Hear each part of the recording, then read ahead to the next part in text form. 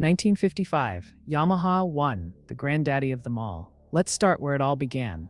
The 1955 YA1, affectionately known as the Red Dragonfly. Now I know what you're thinking, 125cc? That's barely enough to power a lawnmower. But back in post-war Japan, this little beauty was revolutionary. It was Yamaha's very first motorcycle, built with aircraft manufacturing precision. That single-cylinder two-stroke might only push about 5.5 horsepower, but it had something special. The chrome tank, the sweeping fenders, that distinctive exhaust note, this was the bike that started it all. And get this, the first prototypes were actually tested by riding them up Mount Fuji. Now that's what I call quality control. 1960. YDS-1, the rebel with a cause. Fast forward to 1960, and Yamaha drops the YDS-1 on an unsuspecting world. This was the bike that really put Yamaha on the map in America. We're talking 250cc of two-stroke fury with not one but two carburetors, cutting-edge tech for its time. That parallel twin engine had a distinctive scream that could wake the neighbors, and with a top speed around 85 miles per hour, it could embarrass plenty of bigger bikes. The YDS-1 wasn't just transportation, it was a statement. This was the bike that made kids ditch their Chevys and Fords for something with two wheels. And let me tell you, if you could keep one of these running through a whole summer, you were basically a mechanical genius. 1970, TR2, the Dirt Revolution. Now let's talk about the bike that changed off-road riding forever, the 1970 TR2. While everyone else was still figuring out dirt bikes, Yamaha came in swinging with this 250cc two-stroke monster. The secret? Weight or lack thereof. At just 216 pounds soaking wet, this thing could dance through trails like a ballerina. That reed valve induction system meant instant throttle response.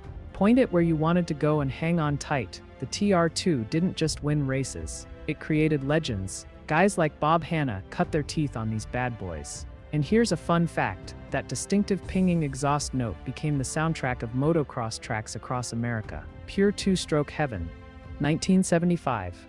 RD350, the Street Fighter legend.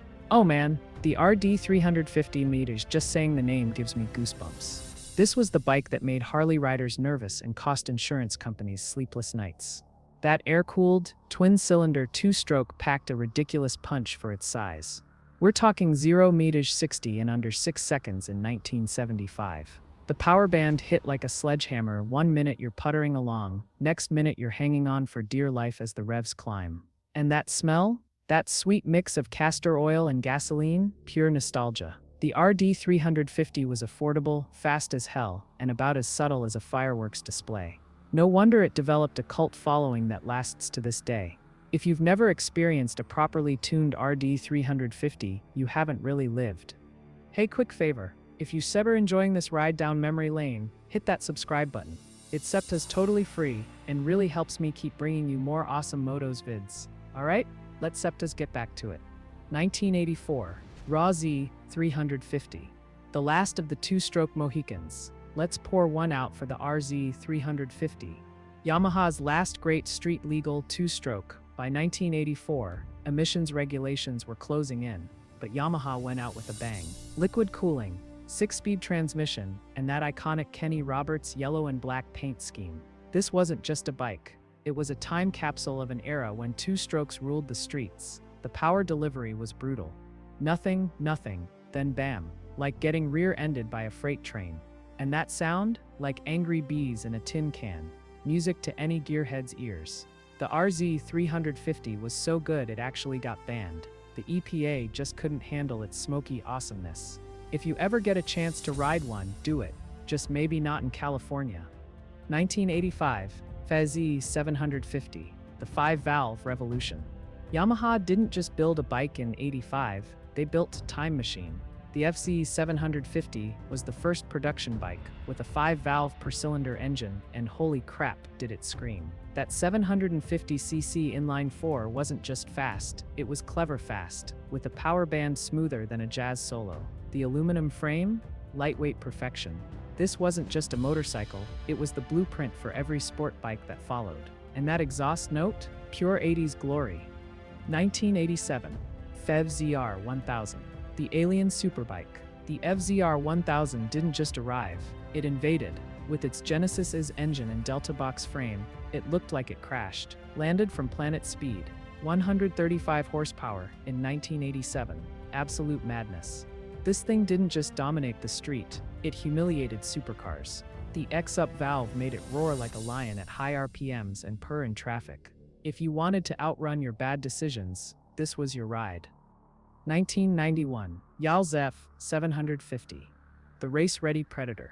Yamaha took one look at the competition and said, "Hold my beer." The YZ F750 was basically a MotoGP bike with mirrors, fuel injection, a 20-valve engine, and handling so sharp it could carve a Thanksgiving turkey.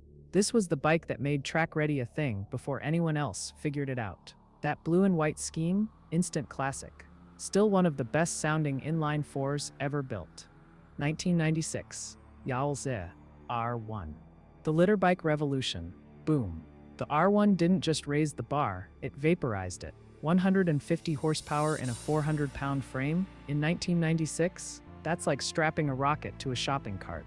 The first true do-it-all superbike, commute on it Monday, drag knee on it Sunday. That short-stroke engine revved to the moon, and the chassis? Telepathic. This bike didn't just set trends, it became religion. 1998, YZ FR7. The unicorn. The R7 wasn't a motorcycle, it was a $30,000 middle finger to the street. Only 500 made, all hand-built with race-spec everything. No ABS, no traction control, just raw, unfiltered speed. The 750cc Screamer made 106 GP, but weighed less than a bag of concrete. If you see one today, take a picture, it's rarer than an honest politician. 1999, YZ FR6. The 600cc track assassin. The 99 R6 wasn't just an update, it was Yamaha throwing down the gauntlet. First fuel-injected 600cc Supersport, with ram air that actually worked. That 120 GP engine screamed to 15,500 revolutions per minute like it was angry at the world. And the handling? Like it was hardwired to your nervous system. This bike didn't just dominate track days, it created a whole generation of knee-dragging addicts. 2002, YZ R1. The refined hooligan. Yamaha looked at their already insane R1 and said, let's make it sharper. Fuel injection got smarter, the underseat exhaust dropped weight where it mattered, and that iconic blue-white scheme became instant garage wall poster material. This was the bike that proved you could have 150 GP and ride to work without crying. Well, mostly. 2004, YZ FR1. The Big Bang Theory. The 04 R1 didn't just raise the bar, it launched the bar into orbit. That cross-plane crank engine sounded like thunder and pulled like a freight train from anywhere in the revs. First production bike with a slipper clutch that actually worked. This wasn't just engineering myths, it was witchcraft. Ask any owner, this generation still gives them goosebumps. 2005, YZ FR6. The race bike with lights. Yamaha basically took their race bike, slapped lights on it, and called it street legal. The most track-focused 600 ever made. Enough ride-by-wire, flat plane crank, and handling so sharp it could shave with it. If you could ride this to its limits, you either belonged in MotoGP or the emergency room. 2006, YZ FR1. The torque monster. The 2006 R1 wasn't just an update, it was Yamaha dropping a mic. That 998cc inline 4 packed 180 horsepower with a torque curve flatter than Kansas. First production bike with a slipper clutch you could actually trust, and that underseat exhaust, pure sex appeal. This was the litter bike that made wheelie control a necessary feature. Rode one in 06? You're still smiling about it today. 2008, YZ FR 125. The Pocket Rocket. Don't let the size fool you, Moto's this little bastard was Yamaha's gateway drug. That liquid-cooled 125cc single-punched way above its weight class, hitting 15 horsepower with a 15,000 revolutions per minute redline. The aluminum frame and inverted forks were race-spec touches that made every teenager feel like Rossi. First bike that could actually scare you at 60 miles per hour while barely breaking speed limits. Still the gold standard for learner bikes today. 2009. YZ FR1, the crossplane king. The 09 R1 was Yamaha showing off. That crossplane crank 4-cylinder sounded like nothing else on earth. Part V8 growl, part F1 scream. First production bike with wheelie control because 182 GP will do that. This wasn't just a super bike, it was a rolling middle finger to physics. 2011, Yamaha R6, the track weapon perfected. Yamaha looked at their already razor-sharp R6 and said, let's make it angrier. The 2011 model came with a new throttle-by-wire system that made the 16,500 revolutions per minute redline even more addictive. That high-revving 600cc screamed like a banshee past 10,000 revolutions per minute, while the redesigned aluminum frame made cornering feel like cheating. This wasn't just a super sport, it was a Moto2 bike with turn signals. Ask any track day junkie. This generation R6 is still the holy grail of middleweight screamers. 2012. YZF-R1. The Beast gets brains. Yamaha's engineers took their cross-plane crank masterpiece and gave it a PhD in electronics. Traction control, selectable engine maps, and ABS that actually worked without ruining the fun. That 182 GP engine now had the smarts to keep you from looping it in first gear, unless you really wanted to. The exhaust note alone could set off car alarms, a deep, guttural howl that no other inline-4 could match. This was the year Yamaha proved you could have both raw power and sophistication. 2014, Yamaha R1, the MotoGP reject. For 2014, Yamaha basically took their M1 MotoGP bike, detuned it to only 200 horsepower, and called it a street bike. The first R1, with a full-color TFT dash, 6-axis IMU, and enough electronic rider aids to make Valentino Rossi nod in approval. That cross-plane crank engine now came with a screaming top end that'd blur your vision. The quick shifter worked so smooth it felt like black magic. This wasn't just evolution, it was revolution wrapped in raven black paint. 2015, YZF-R3, the little bike that could. While everyone was obsessed with litter bikes, Yamaha dropped this 321cc surprise that became the ultimate real-world sport bike. That parallel twin made 42 horsepower, but weighed less than a bag of concrete, perfect for carving canyons without losing your license. The R3 didn't just introduce new riders to sport bikes.